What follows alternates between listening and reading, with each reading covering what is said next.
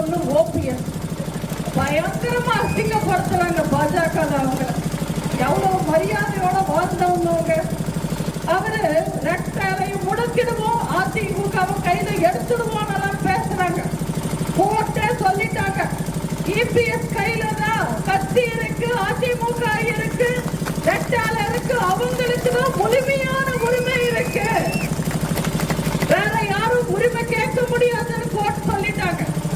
நீங்களே யோசிச்சு பாருங்க, இவங்க எல்லாம் மக்களுக்காக கூட்டணி சேர்ந்திருக்காங்களா?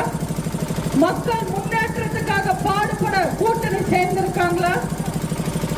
அவங்களோட சுயநலத்துக்காக, அவங்களோட வாரிசுகளுக்காக, அவங்களோட ஆதாயத்துக்காக ஒண்ணு சேர்ந்திருக்காங்க. இந்த கூட்டம் எல்லாமே நம்ம வீட்டுக்கும் நாட்டுக்கும்